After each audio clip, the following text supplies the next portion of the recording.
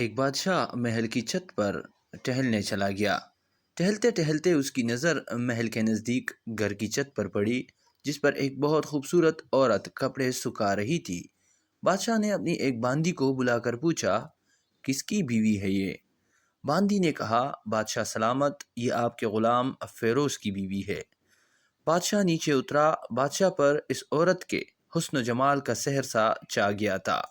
اس نے فیروز کو بلایا۔ فیروز حاضر ہوا تو بادشاہ نے کہا، فیروز، ہمارا ایک کام ہے۔ ہمارا یہ خط فلاں ملک کے بادشاہ کو دے آؤ اور اس کا جواب بھی ان سے لے آنا۔ فیروز اس خط کو لے کر گھر واپس آ گیا۔ خط کو اپنے تکیے کے نیچے رکھ دیا، سفر کا سامان تیار کیا، رات گھر میں گزاری اور صبح منزل مقصود پر روانہ ہو گیا۔ اس بات سے لاعلم کہ بادشاہ نے اس کے ساتھ کیا چال چلی ہے۔ ادھر فیروز جیسے ہی نظروں سے اوجھل ہوا، بادشاہ چپکے سے فیروز کے گھر پہنچا اور آہستہ سے فیروز کے گھر کا دروازہ کھٹکھٹایا۔ فیروز کی بیوی نے پوچھا، کون ہے؟ بادشاہ نے کہا، میں بادشاہ ہوں، تمہارے شوہر کا مالک۔ تو اس نے دروازہ کھولا۔ بادشاہ اندر آ کر بیٹھ گیا۔ فیروز کی بیوی نے حیران ہو کر کہا، آج بادشاہ سلامت یہاں ہمارے غریب خانے میں؟ بادشاہ نے کہا، میں یہاں مہمان بن کر آیا ہوں۔ فیروز کی بیوی نے بادشاہ کا مطلب سمجھ کر کہا، میں اللہ کی پناہ چاہتی ہوں آپ کے اس طرح آنے سے، جس میں مجھے کوئی خیر نظر نہیں آ رہی۔ بادشاہ نے غصے میں کہا، اے لڑکی، کیا کہہ رہی ہو تم؟ شاید تم نے مجھے پہچانا نہیں۔ میں بادشاہ ہوں، تمہارے شوہر کا مالک۔ فیروز کی بیوی نے کہا، بادشاہ سلامت، میں جانتی ہوں کہ آپ ہی بادشاہ ہیں، لیکن بزرگ کہہ گئے ہیں، شیر کو اگرچہ جتنی بھی تیز بھوک لگی ہو، لیکن وہ مردار تو نہیں کھانا شروع کر دیتا۔ اور کہا، بادشاہ سلامت، تم اس کٹورے میں پانی پینے آ گئے ہو جس میں تمہارے کتے نے پانی پیا ہے۔ بادشاہ اس عورت کی باتوں سے بڑا شرمسار ہوا اور اس کو چھوڑ کر واپس چلا گیا، لیکن اپنے چپل وہیں پر بھول گیا۔ یہ سب تو بادشاہ کی طرف سے ہوا۔ اب فیروز کو آدھے رستے میں یاد آیا کہ جو خط بادشاہ نے اسے دیا تھا وہ تو گھر پر ہی چھوڑ آیا ہے۔ اس نے گھوڑے کو تیزی سے واپس موڑا اور اپنے گھر کی طرف لپکا۔ فیروز اپنے گھر پہنچا تو تکیے کے نیچے سے خط نکالتے وقت اس کی نظر پلنگ کے نیچے پڑے بادشاہ کی نال چپل پر پڑی، جو وہ جلدی میں بھول گیا تھا۔ فیروز کا سر چکرا کر رہ گیا اور وہ سمجھ گیا کہ بادشاہ نے اس کو سفر پر صرف اس لیے بھیجا تاکہ وہ اپنا مطلب پورا کر سکے۔ فیروز کسی کو کچھ بتائے بغیر چپ چاپ گھر سے نکلا۔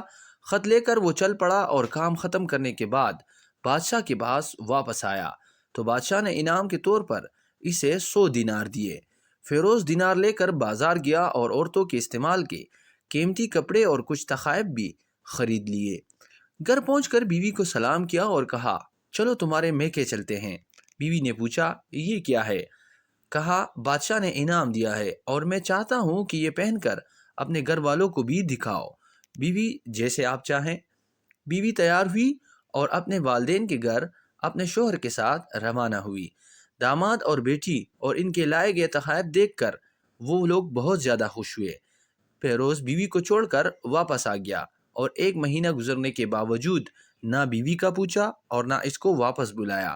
پھر کچھ دن بعد اس کے سالے اس سے ملنے آئے اور اس سے پوچھا، فیروز، آپ ہمیں ہماری بہن سے غصے اور ناراضگی کی وجہ بتائیں یا پھر ہم آپ کو قاضی کے سامنے پیش کریں گے۔ تو اس نے کہا، اگر تم چاہو تو کر لو، لیکن میرے ذمہ اس کا ایسا کوئی حق باقی نہیں جو میں نے ادا نہ کیا ہو۔ وہ لوگ اپنا کیس قاضی کے پاس لے گئے تو قاضی نے فیروز کو بلایا۔ قاضی اس وقت بادشاہ کے پاس بیٹھا ہوا تھا۔ لڑکی کے بھائیوں نے کہا، اللہ بادشاہ سلامت اور قاضی القضا کو قائم و دائم رکھے۔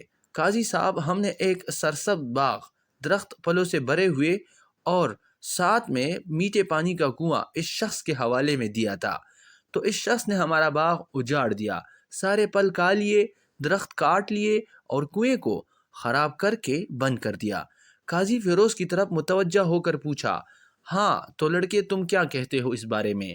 فیروز نے کہا، قاضی صاحب، جو باغ مجھے دیا گیا تھا وہ اس سے بہتر حالت میں نے انہیں واپس کیا ہے۔ قاضی نے پوچھا، کیا اس نے باغ تمہیں ویسے ہی حالت میں واپس کیا ہے جیسے پہلے تھا؟ انہوں نے کہا، ہاں ویسے ہی حالت میں واپس کیا ہے، لیکن ہم اس سے باغ واپس کرنے کی وجہ پوچھنا چاہتے ہیں۔ قاضی: ہاں فیروز، تم کیا کہنا چاہتے ہو اس بارے میں؟ فیروز نے کہا: قاضی صاحب، میں نے باغ کسی بغض یا نفرت کی وجہ سے نہیں چھوڑا، بلکہ اس لیے چھوڑا کہ ایک دن میں باغ میں آیا تو اس میں نے شیر کے پنجوں کے نشان دیکھے، تو مجھے خوف ہوا کہ شیر مجھے کھا جائے گا، اس لیے شیر کے اکرام کی وجہ سے میں نے باغ میں جانا بند کر دیا۔